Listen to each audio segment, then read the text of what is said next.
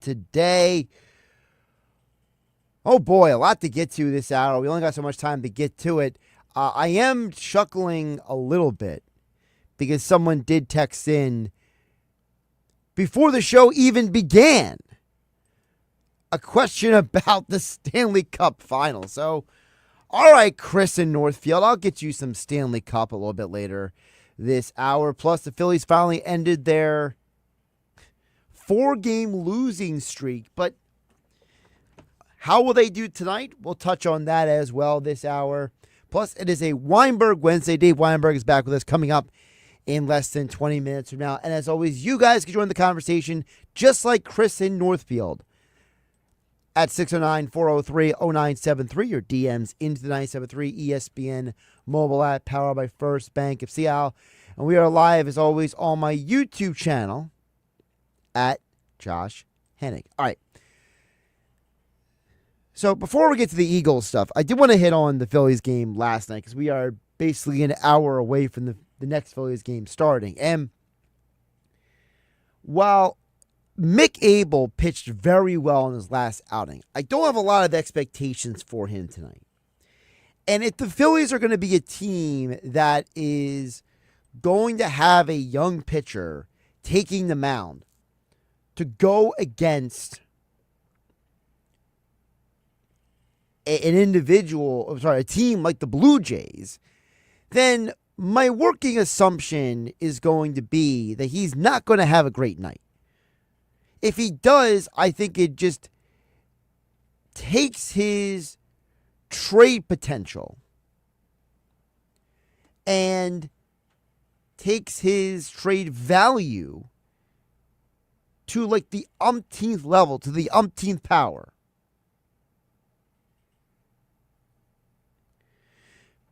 Mick Abel is a fine young prospect, but as you saw last night, being a good player in Major League Baseball is not enough if you don't hit your spots. When the Phillies scored 6 runs in the first inning last night, it was in large part because the pitcher they were facing, Francis, was unable to throw anything, and I mean anything, it seemed like, that was basically worthy of being a swing and a miss pitch. It was like batting practice for the Phillies up there. Once Stott walked and Turner hit that home run, you knew as long as the Phillies pitchers could keep the Blue Jays lineup in check, they were going to win that game. Again, when you allow 6 runs in the first inning of a game, it's probably a pretty straightforward sign that you don't have your good stuff today. And when Harper hit that home run, all I could think of was the scene from John Wick where everyone, he gets asked for like the 20th time, I thought you were retired. Are you back? And he finally looks up at the guy and says, yeah, I think I'm back. And that's how I felt when Harper hit that home run deep to right center field. It really felt like last night the Phillies offense came alive, and it was good to see. It was good to see a team come alive after just a horrible weekend, losing 3 straight to the Brewers. You finally broke out of that malaise and got back on track. But even a talented pitcher like Christopher Sanchez only had 4 strikeouts yesterday when allowing 1 run through 6 innings. The Blue Jays still got 2 runs off of your bullpen, Max Laser. So it wasn't like it was the most dominant performance for Philadelphia, which is why when you come to Abel tonight, look, the Phillies were very fortunate that the top 4 hitters for the Blue Jays combined to go 1 for 13 last night. Very, very fortunate. Because Bo Bichette, Vlad Guerrero Jr., George Springer, and Alejandro Kirk are very, very talented hitters. And I know Springer has not been the hitter he was years ago. And I know, some people think Kirk is a little bit, playing above what his real potential is. The reality is that those are their best hitters. You gave up 2 hits to Barger, for goodness sake. You got through the top 4, but Barger and Schneider were the ones who got hits off of the Phillies pitching staff last night. I don't know if you can get away with that 2 straight days. Because as Keith Law explained to Mike Gill on the Sports Bash last Friday, Mick Abel's phenomenal first start, right? Got the win, 8 strikeouts. That was not something that Abel has done throughout his career. Remember, this is a young man in Mick Abel who has struggled in the minor leagues. He has struggled with command. He has struggled with control. He has been very inconsistent. He has started to learn how to pitch more this year. But longtime MLB insider Keith Law explained to Mike Gill on the Sports Bash that first start for Abel was out of the ordinary. Abel's got good stuff, like pure quality of pitches. His issue forever has been that he doesn't throw enough strikes. Then he comes up and makes one big league start, and it's like he was possessed by an incubus, and all he does is throw strikes. I mean, yes, I know it was the Pirates. They're not very good. But he was in the zone all day with every one of his pitches. It was phenomenal. I mean, it's one of the best, most exciting debuts. You sort of leave on a successful note. Then he went back to the minors. He walked 4 and 6 innings his next time out because that's kind of who he is fundamentally. It's a very, very interesting thing to keep in mind because he said 2 things in there that stand out to me heading into tonight's start for the Phillies, Mick Abel, his second start with the Phillies. Number 1, he was in the zone all night, all day long. It's not what he usually does.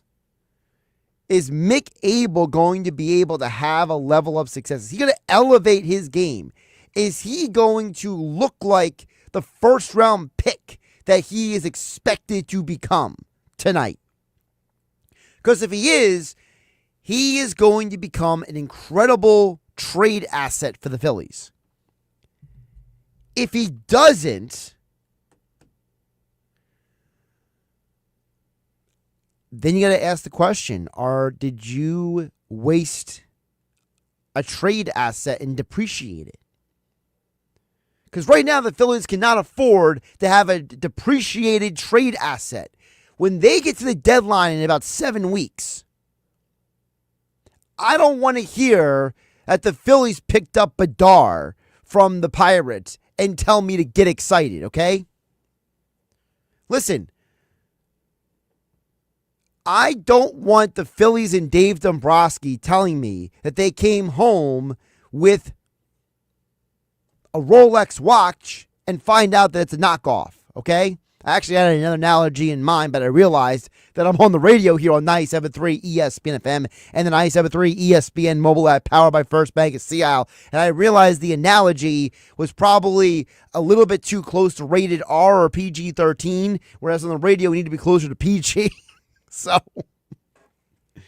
I don't want to be told that I've been handed something good, and I know it's not. And if you are going to trade a player eventually like Abel to get what you need,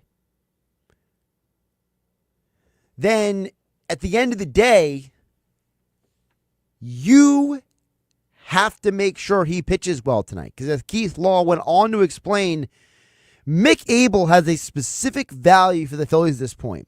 And that value in 2025 does not sound like it is the future of this pitching staff. To me, he is, for this club, he's your 6th starter. He's the guy you call up when you need somebody, but he's not going to beat out any of the 5 existing guys. And if trade deadline comes along and you can get that impact left-handed reliever to replace Alvarado, and the cost is Abel and somebody much less important, like, I'd probably do that. As much as I hate overpaying for relievers, it's 4 years now.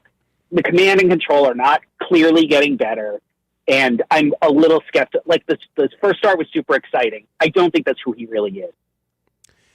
It's definitely a concern tonight. Look, I don't hate on the Phillies because they're starting Mick Abel. I'm just concerned is if Mick Abel gets knocked around tonight, and let's say, the Phillies can still win the game, 8-7, 10-5, whatever. But if Abel has a rough outing, how does that impact the Phillies heading into the trade deadline? That's my big question. And listen, Dan from EHC, I understand where you're coming from at 609-403-0973. Danny EHC says, why is it every day sports talk is beat up on the Phillies? Negadelphi is at an all-time high, if you ask me. It's not about beating up on the Phillies. It's about asking questions that need to be asked. And I'm not saying the Phillies need to have all-stars or a super team. What I'm saying is, Dan EHT, is that, and Mike Gill brought this up in the last hour in the Sports Bash show on 97.3 ESPN. When the Phillies acquired Rodolfo Castro, that was sold to us as, look at this guy we got. And it's like, I asked you to go to the store and bring home quality fruits and vegetables, and you brought me something that's going to expire in the next hour. Like, if I don't make this food now, it might not be good in 5 minutes. It's not a good example. So you guys all know the analogy. If you know, you know. If you don't, you don't, okay? Where it says, don't tell me it's raining and it's blank. Okay? That's what I'm talking about. Okay?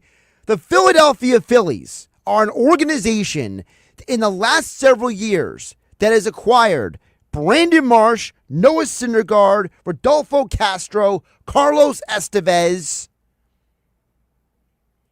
Are you seeing the picture here? I'm not asking for 25 Rolexes. I'm not asking for 5 Lamborghinis in the driveway. I'm not asking for a fleet of G5 and G6 planes. I'm asking if I have a specific need. Okay? If my roof needs to be fixed, don't put a tarp on it.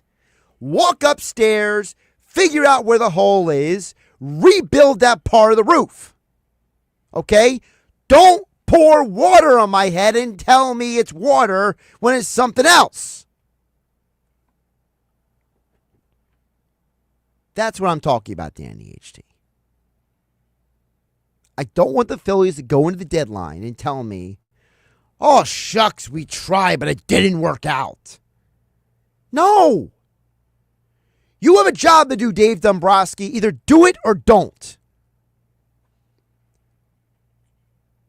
Let's squeeze in one more text for the break. Andrew in Summers Point at 609-403-0973. I haven't trusted Aaron Nola. And him giving up the long ball. I think all right, so I think Andrew Summers Point is asking, can't Mick Abel be an Aaron Nola replacement because he can't trust Aaron Nola anymore? It's not that Mick Abel can't be a replacement for Nola, Andrew in Summers Point. It's the idea that I don't know if Mick Abel is capable of being the best option as a 5th starter for a team that is trying to contend for a championship.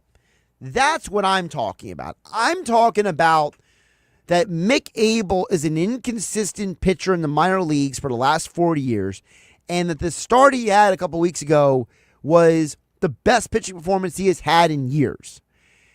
I cannot depend on a guy off of one outing because I've seen Michael Lorenzen and Tyler Phillips and others have one great outing and they can't do anything else. Now you might say, well, Mick Abel is a first-round draft pick. Lorenzen and Phillips, when they came to Philadelphia, didn't have that pedigree attached to them. I understand that.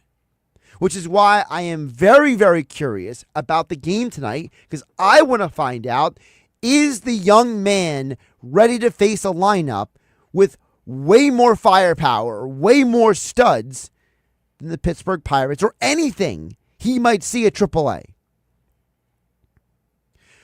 We'll get more of your text messages coming up this hour, plus Eagles, OTAs, and more. But on the other side, Dave Weinberg joins me for a Weinberg Wednesday on 97.3 ESPN. Get ready for the ultimate thrill when Atlantic City hosts War at the Shore, sponsored by North Beach AC, Sunday, June 8th. Witness the adrenaline-pumping, high-powered boats race through the Atlantic Ocean from any of the North Beach locations. Feel the roar of the engines, the splash of the waves, and the excitement in the air. Sunday, June 8th, for War at the Shore, sponsored by North Beach AC. For more information, visit AtlanticCityNorthBeach.com. O'Reilly. Check engine, ABS, or maintenance light on? Take the guesswork out of your warning lights with O'Reilly Veriscan. The service is free and provides a report with solutions verified by ASE certified master technicians. And if you need help, we could recommend a shop for you. Ask for O'Reilly Veriscan today. O'Reilly Auto Parts. Prescriptions require an online consultation with a healthcare provider who will determine if appropriate. Restrictions apply. See website for details and important safety information. Price varies based on product and subscription plan. Hey guys, let's talk ED, because millions of men experience it, but not everyone can access or afford treatments like Viagra. Well, Hims can help. Through Hims.com, you can get a full range of treatment options for ED, including daily or as-needed meds, through a 100% online process. It all starts with an online intake form. Get started at hims.com/radio, and from there, a medical provider licensed in your state will determine if ED treatment is right for you. If prescribed, your medication is shipped to you for free. Find the ED treatment that fits your needs, with options up to 95% less than the brand names. Millions of men experience ED, but Hims can help. To start your free online visit and save up to 95%, go to hims.com/radio. That's hims.com/radio for your free online visit. HIMS.com/RADIO. Get Memorial Day savings now at the Home Depot with free delivery and up to 40% off, plus up to an extra $450 off select appliances like Whirlpool. Store dinners and keep your coolers iced for sports practice with the large storage and ice capacity of a Whirlpool refrigerator from the Home Depot. Celebrate Memorial Day with savings on select appliances right now at the Home Depot. Free delivery on appliance purchases of $396 or more. Offer valid May 15th through June 4th. U.S. only. See store or online for details. This is the Town Square, New Jersey Info and Weather Network. Progressive Insurance presents the Sports Flash on 97.3 ESPN. Phillies and Blue Jays continuing their series tonight in Toronto. The Phillies ended a 4-game losing skid Tuesday night, beating the Blue Jays 8-3, getting a home run from Bryce Harper, who returned to the lineup after a 5-game absence. They also got 2 home runs from Trey Turner. Philadelphia putting up 6 runs in the first inning. The Eagles holding their final voluntary OTA on Thursday. Their mandatory minicamp will be Tuesday of next week, and that'll be the final workout for the Eagles before they gather for training camp in late July. The NBA Finals beginning on Thursday night. Coverage right here on 97.3 ESPN at 7:30 as Oklahoma City takes on Indiana. The Thunder with the number 1 seed in the Western Conference, led by Shai Gilgeous-Alexander, the league MVP. The Pacers, the 4 seed out of the Eastern Conference, are one of the top shooting teams in the league. Progressive Insurance, bundle auto and home, renters or condo, and save with Progressive. I'm Tony Desiri, and that's your Sports Flash on 97.3 ESPN. Come to the largest truck meet in the Northeast, the one and only Atlantic City Truck Meet, Saturday and Sunday, June 7th and 8th at Bader Field. Don't miss the excitement of burnout wars, contests, a dyno competition, bikini contests, and much, much more. For tickets and more information, go to AtlanticCityTruckMeet.org. The Atlantic City Truck Meet, June 7th and 8th at Bader Field. Presented by TIS Wheels and Monster Energy and powered by XDP Diesel. From the Town Square, New Jersey Info and Weather Network, I'm Chief Meteorologist Dan Zarrow. Tonight's forecast reads like a pleasant summer evening. Not too sticky, but you're probably leaving the jacket at home. We'll drop to around 65 degrees by tomorrow morning. The summer-like heat continues tomorrow with a mix of sun and clouds, high of 87. Partly sunny skies on Friday, high 82. We will have to watch for around a scattered showers and thunderstorms for part of Saturday. That'll cool us down, into the 70s. Get weather 24/7 wherever you are. Download our free mobile app today. Town Square Media has teamed up with Seize the Deal for incredible offers from some fantastic local restaurants. Get these great deals today. Get a $50 gift card for just $25 at the Ravioli House or Tennessee Avenue Beer Hall. Get these great deals right now at seizethedeal.com. Don't wait any longer. Chances are these deals will sell quickly. For more info on these great deals, go to seizethedeal.com.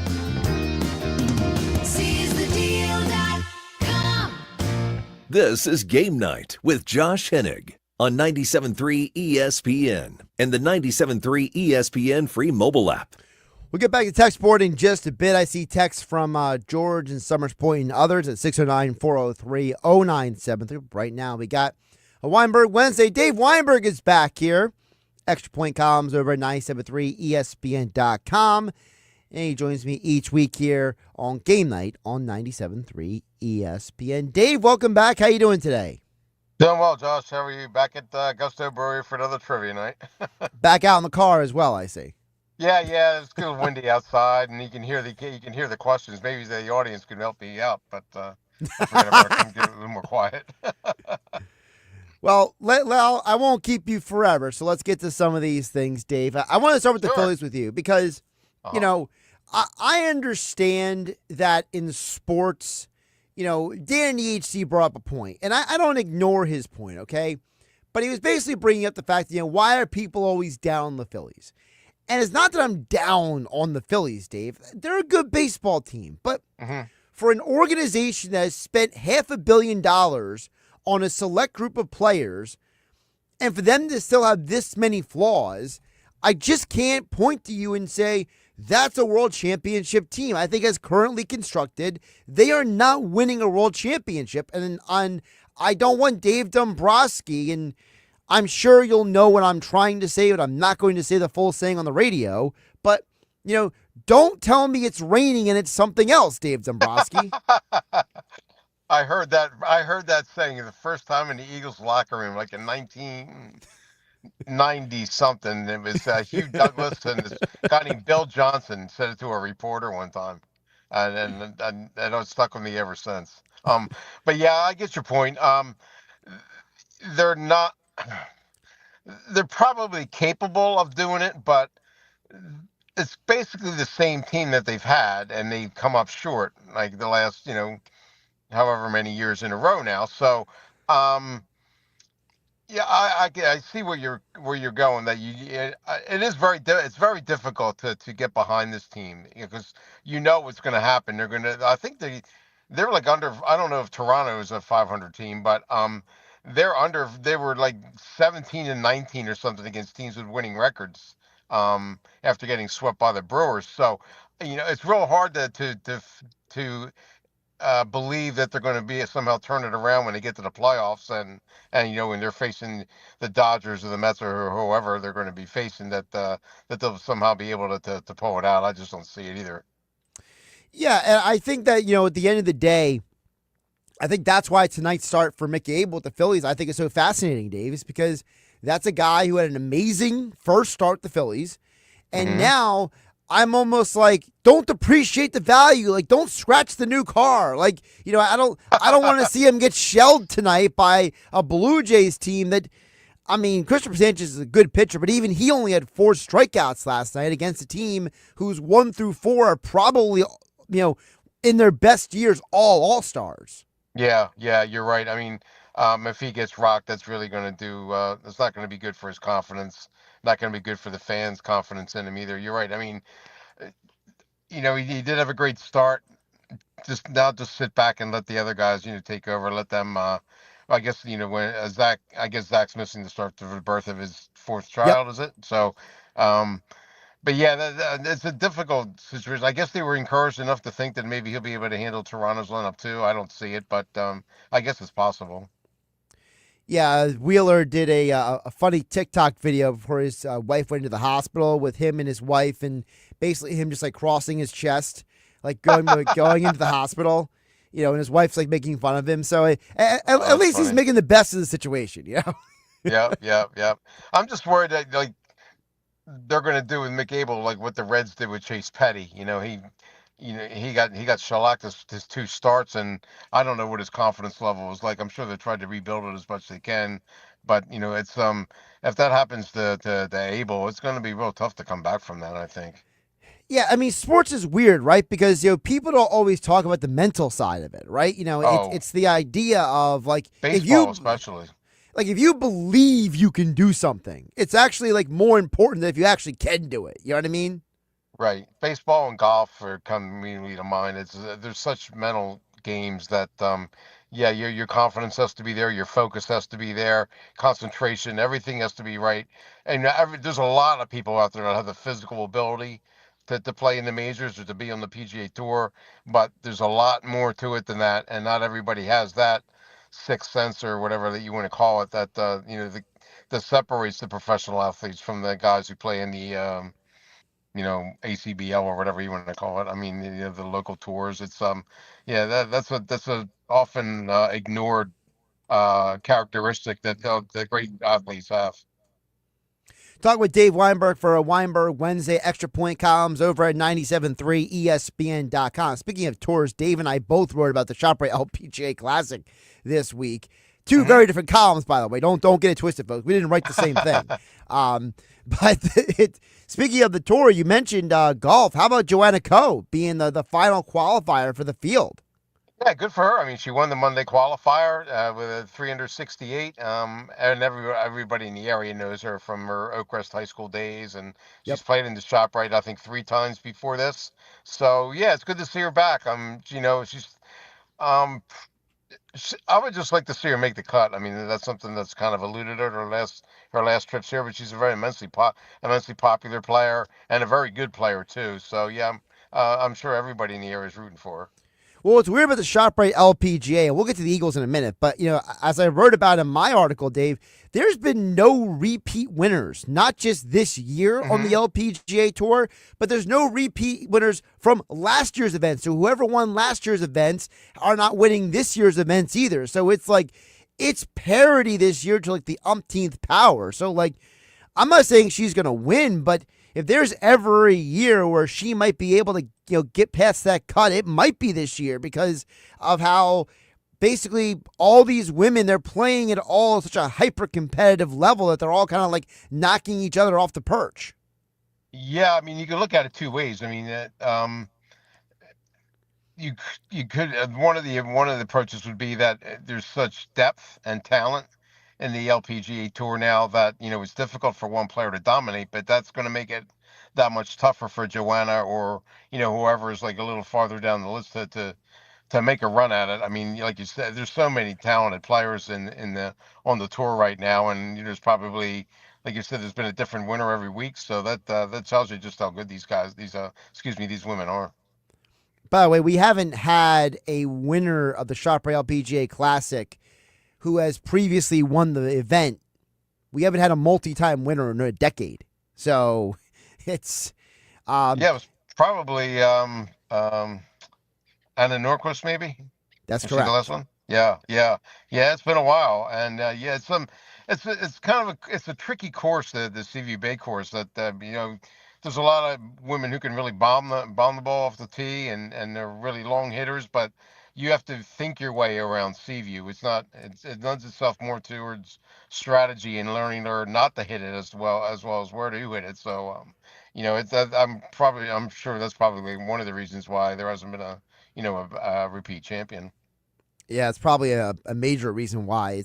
It's also supposed to be maybe potentially sloppy weather on Saturday. So that's also going to be interesting how that might impact the event as well. By the way, I know that we usually only do this for the men's majors, but I do have a couple suggestions for people, Dave, when it comes to they want to wager on the ShopRite LPGA Classic. You ready? Sure. I'll take Nelly Corder. You can take whoever you want. All right, so you take Nelly. Although I don't know how well she's going to do on this course just because of the fact that she's had her own up and down year. So it'll be very interesting to see because for those who don't know, the two of the top ranked women's golfers on the planet are going to be there this weekend. Nelly Corda being one of them, and the other one being Gino Thickle. So they're both going to be there this weekend. The thing with Nelly is that even though she came in second place last week at the U.S. Women's Open, this is actually going to be her first Shoprite LPGA since 2020. Yep, that's true. So, all right. So here's the ones I'm going to throwing out there. All right. So considering the weather, right? Okay. I like Mal Sago as a potential top 10 finisher because the last time there was major weather issues at a tournament, she won the Chevron. So okay. All right. She's plus 120 for a top 10 finish. Huh. Okay. Also, I can't believe you're betting on the LPGA, but go ahead. Gamble responsibly. Gambling problem, call 1-800-GAMBLER. Yeah, you're not kidding. I hope you got that on speed dial or something. Go ahead. Also, the number 12 ranked woman in the tour right now is Jin Young Koo. So she has shown this year that her style of golf is very adaptable. She has 4 top 10 finishes this year. And I wouldn't be surprised if she gets, I don't know if she's going to win the tournament, but, plus 190 for a top 5 finish is, pretty good odds for someone like that. And if I got to go with anyone as a former champ, Dave, Brooke Henderson is actually having a solid year. So that might be someone that you always love those long shots. I know how you are. Plus 240 for a top 10 finish for Brooke Henderson. Okay, I liked it. Very good. Obviously, I know that you are not going to make any of these wagers, but I figured I'd share them with you. So. That is correct. But yeah, that's. I'm glad that you did some research on this. That's very exciting. I probably did too much research, but you know how it is, Dave. No judgment. You know how it is. Once you go down the rabbit hole of research, you get lost. So sure, I got you. The full article is at 97.3ESPN.com if anybody wants to peruse the whole thing. Back to the Eagles, Dave. I wanted to ask you about OTAs because Vic Fangio, we know he's like truth serum on steroids, basically. And I thought one of the comments he made was very interesting because we've all heard about Jahad Campbell and how he could be a pass rusher. He was a pass rusher coming out of high school. Yep. But Fangio was very explicit when he said, he's working as an inside linebacker. And he said, and Fangio went on to say, I'm personally working with him on certain drills as an inside linebacker. That sounds to me a lot, Dave, like this organization and the DC are saying, it's nice that you could pass rush, but we're investing in you to play next to Zach Bond. Yeah, I was going to say Zach Bond's the perfect example that you might want to pay attention when Vic Fangio speaks, because they were envisioning him kind of being an edge rusher kind of guy, outside guy. But, Vic was from the get-go said that Zach's an inside linebacker, and that proved to be the case as had an outstanding season. So if he thinks Campbell's the same position, then I'm going to trust him with 100%. He also wasn't very high on Sidney Brown. He basically suggested that he is behind because he didn't get any offseason practices last year because of his injury, which kind of makes you wonder the state of the safety position, right? Because if you're going into the year thinking it's, Drew Makuba, Sidney Brown, and then, the defensive coordinator's like, Brown, you can't really read too much into him because he didn't really practice last year. That's almost like a bad sign for Sidney. Yeah, but a little surprised he would go that route. To talk about a player like that, I mean, last year, before he got hurt, he was pretty highly regarded, right? I mean, he was viewed as the future at that position. So, I know he got hurt and it set him back a little bit, but I mean, I think he's probably fully recovered by now. So, I'm a little puzzled that Vic would take that approach with him. He was also very high on Jordan Davis. I thought it was funny because today Jordan Davis told the media that he started riding Peloton bike to improve his cardio last year. And apparently Jordan Davis believes, because once he started riding Peloton bike, he started getting more playing time and started playing well. So apparently in his mind, he thinks riding the Peloton bike and, as he said, not having my face so fat is what he told the media today, are the reasons why he's playing better. Where does that rank among strange stories by players for why they're playing well in your experience? Yeah, that's interesting. I mean, I understand his his viewpoint in terms of increasing his cardio and improving, dropping some weight. And if he thinks the Peloton is the way to go, then more power to him. I mean, then you know, players have like such weird, sometimes bizarre methods of dealing with things. I mean, I remember Irving Fryer years and years ago sprained his ankle, and I walked into the locker room and he had a potato taped to it, and a raw potato, and his theory was that his mother had told him or something that it'll suck the swelling out or something. The potato will suck out the poison or the swelling or the inflammation, whatever, and he'll be good to go. I'm like, hey, Irving, whatever floats your boat, go ahead. I mean, that's but you get that kind of stuff all the time with players. You never know what they're thinking. South Jersey's own Irving Fryer, by the way. Yep, Rancocas Valley. Yes. That's a good one. Yeah, potato is gonna save my ankle. Yeah. Mm-hmm. By the way, I wanted to play for you because this is what Fangio said about Jordan Davis. One of the things he said about how basically Jordan Davis first showed in practice what he could do, and I love this. I want to know, do you catch the subtle shot he throws in here at one of the coaches he used to work with? So here was Vic Fangio the other day about. They asked him, hey, when did you start believing that Jordan Davis could become more of a player for this team? You saw it in practice first. Unlike a lot of people think you don't need practice, you do need practice. And he showed it in practice first, and then it carried over into the games. And so I think he realized that, felt it, felt good, and he's just carried it over all off season. He also went on to say that Jordan Davis is in the best shape of his life, in Fangio's opinion, not the player's opinion. So, did you catch the subtle shot he threw at one of his former coaches? No, I didn't. So he mentioned, he first started showing it in practice, and he goes, unlike how some people don't believe in practice. It was obviously, to me, a shot at Mike McDaniel, the head coach of the Dolphins. Okay. All right. Yeah. I if you say so. Okay. Well, so I guess you don't remember, but Fangio had that 1 year in Miami when he was the defensive coordinator before he came to Philly to be the DC. And there was that famous thing on Hard Knocks, because they did the in-season Hard Knocks with the Dolphins, and the video went viral about McDaniel basically talking about, we don't really practice that hard around here. We're all about saving the players for game day. And, apparently Fangio was like caught on tape, basically, like rolling his eyes at him in the background. Oh, I gotcha. Okay. All right. Well, yeah, I'm sure Vic is kind of more old school than McDaniel, that's for sure.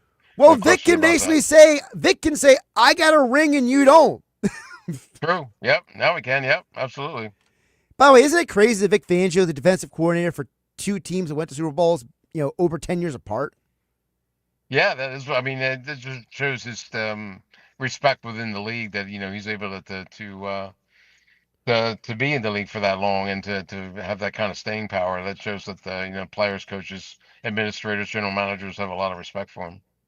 Well, I respect your time. Dave Weinberg joining us here for a Weinberg Wednesday on 97.3 ESPN. I'll let you get back to trivia down there at Gusto Brewing. Say hi to Zach and all the Provokes down there for me. I absolutely will, Josh. Thanks again for having me as always, and I'll talk to you next week. Sounds like a plan. Dave Weinberg here on 97.3 ESPN. Of course, we are live as well on the 97.3 ESPN mobile app powered by First Bank. See out and on my YouTube channel at Josh Hennig. All right, coming up on the other side, I see a bunch of texts that came in. So we got Jeff from Ocean City. We got a follow-up text from Dan in the HT. Steve and Ventnor chiming in. I thought he brings up a very interesting point about Mick Abel. Plus, yes, I didn't forget about George Summers Point. And the text that came in for the show even started from Chris in Northfield. Josh Hennig hanging out with you on 97.3 ESPN FM and the 97.3 ESPN mobile app powered by First Bank of Sea Isle City.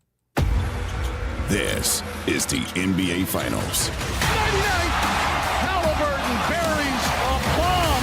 when you get to this point of the season, it's two teams and it's one goal. It becomes an all or nothing thing. Chase Alexander burying a three. The Indiana Pacers versus the Oklahoma City Thunder. The finals. Coverage of Game 1 begins tomorrow at 7:30 Eastern on ESPN Radio. Listen to the NBA Finals, Game 1, exclusively on 97.3 ESPN. For over 135 years, First Bank of Sea Isle City has proudly served Cape May County with a commitment to maintaining a hometown feel. We provide secure, convenient deposit and loan products every day. We're more than just a bank. We're a trusted community partner, offering personalized banking solutions that make life easier for local families of all ages. First Bank of Sea Isle City. Look for our lighthouse in your neighborhood and discover what makes us different. Member FDIC, Equal Housing Lender. With Progressive, renters can save on protection for the things that make your place yours, even things that don't make sense to everyone. People always wonder why I don't get rid of my guitar since I never play. But it's like, what if I actually end up taking lessons? Sure, I've had it for 8 years, but if I get rid of it, then what will my New Year's resolution be next January? Exactly. So bundle your renters and auto and save with Progressive and protect the things that make sense to you. Progressive Casualty Insurance Company and affiliates and other insurers not available in all states or situations. Covered subject to policy terms and conditions. Comcast Business is celebrating Small Business Month by giving you a $1,000 small business bonus when you switch to a qualifying gig speed package from the company with over 99.99% network reliability. Just imagine the thousands of possibilities of a $1,000 prepaid card. Like possibility number 1, company merch for staff. Stylin'. Or possibility number 24, the latest software. Upgrade. Or possibility number 192, new equipment powered by gig speeds. Or possibility number 555, a 3D printer. Rapid prototyping, anyone? Switch to Comcast Business for over 99.99% network reliability, advanced cybersecurity, and now get started with a $1,000 small business bonus. Comcast Business, powering possibilities. And 6/22/25. New customers only with 2-year agreement. Other restrictions apply. They say no two people learn the exact same way. So how did Babbel become the award-winning language learning app with over 16 million subscriptions sold? Well, we thought of you. All of you. Take Sierra. She's an artist and absolutely a visual learner. She's doing a deep dive into our Babbel wordplay videos. Today I'll share a quick lesson on shopping in French. Merci beaucoup. Malcolm is very much a type A, say it to my face, listening learner. So he checks with Babbel's speech recognition to make sure that accent? Precio. Keith's a real people person and a curious learner, so he loves Babbel's Culture Bites, full of insights and native knowledge about the language he's learning. Like, what's served for Christmas dinner in Germany? Glühwein, Weihnachtsgans und Christmasstollen. Wherever you are, however you learn, Babbel is the best choice to break any language barrier. Save up to 50% on your Babbel subscription when you sign up at Babbel.com. That's BABBEL.com. Babbel.com. Matt McCusker, the razor-sharp co-host of Matt and Shane's Secret Podcast, is hitting the stage at Ocean Casino Resort in Atlantic City on August 16th. From viral specials to sold-out shows, Matt McCusker has made himself a fan favorite across the country. It'll be a night of unfiltered and unforgettable comedy you don't want to miss. Tickets are on sale now at theoceanac.com. Must be 21 or older to wager or consume alcohol. Gambling problem? Call 1-800-GAMBLER. Memorial Day savings are here at the Home Depot with free delivery and up to 40% off, plus up to an extra $450 off select appliances like LG. Plan your get-togethers with an LG refrigerator you can count on at the Home Depot. And with a connected ThinQ app, you'll know when to replace the filter. Spend less time worrying this Memorial Day with savings on LG, America's most reliable appliance brand, at the Home Depot. Free delivery on appliance purchases of $396 or more. Offer valid May 15th through June 4th. U.S. only. See store or online for details. If you need to hire, it seems like the whole process can be exhausting. You search resumes, wait for the right candidates to apply, set up initial interviews. It's a lot of time and work. Well, what if you could meet with qualified candidates for your job the very next day?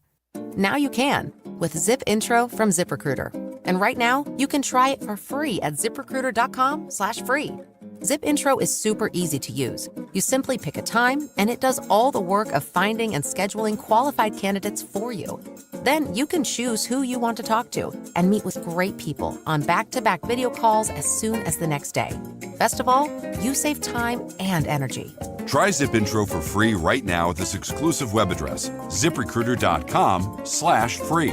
ZipIntro. Post jobs today, talk to qualified candidates tomorrow. Once again, go to ziprecruiter.com/free to try it for free.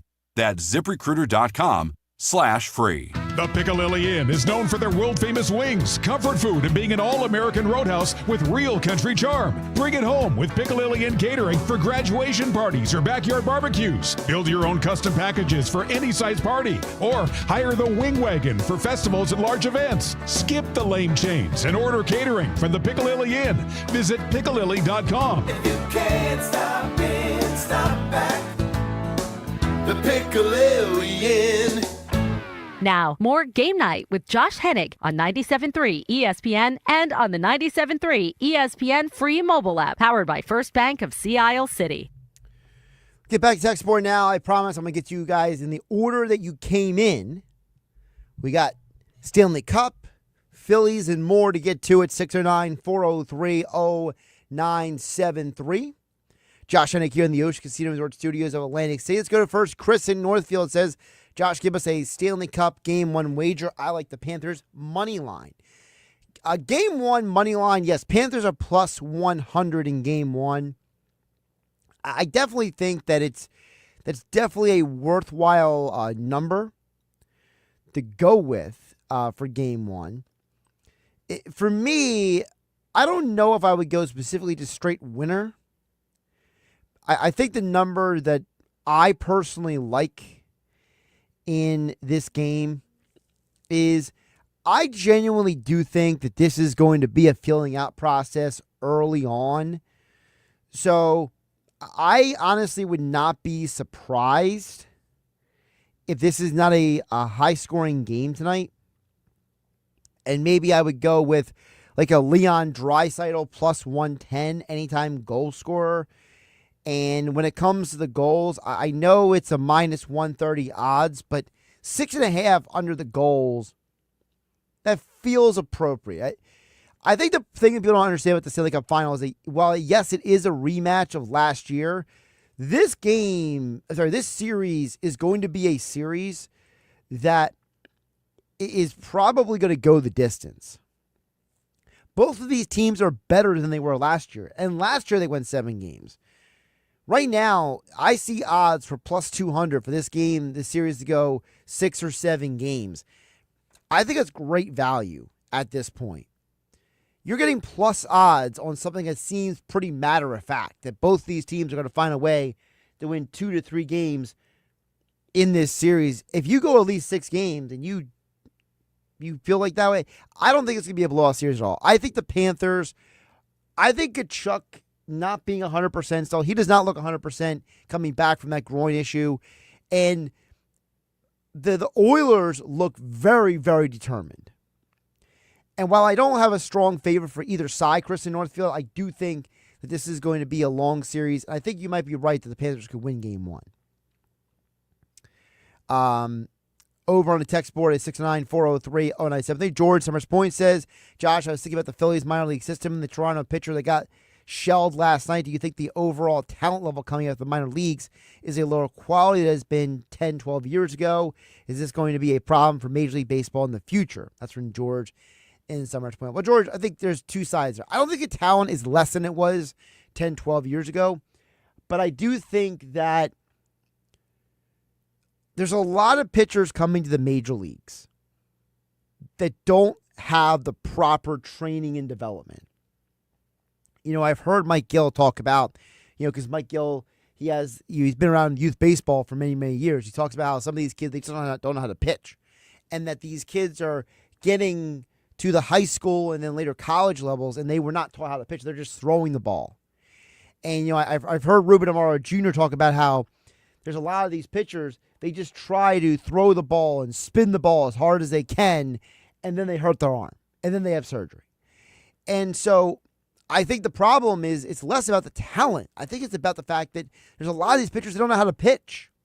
They don't understand the science of, how to properly utilize an off-speed pitch, how to, paint the corners, how to be precise, how to keep the hitter off balance. There's a lot that goes into pitching than just how hard can you throw it. So I think it's more of a problem than anything else. I think the Toronto pitcher you saw last night, he does not know how to pitch. He's now 2-7 on the year, Francis. This is a guy, when he first came up, he was considered a really good prospect, right? And now he's turned into a guy who's failing at the major league level. I don't think he knows how to pitch. I think guys like Zach Wheeler knows how to pitch. Wheeler is not a thrower. He's a pitcher. And I think if we had more guys who learned how to pitch, we wouldn't have less of these guys imploding at the major league level. Steven Ventnor. Now, Steve, I'm not going to read all of your texts you sent in, but I'm going to kind of summarize your point, because I think your overall point is my biggest takeaway here. Because Steven Ventnor says that, yes, I agree that this start for Abel is huge.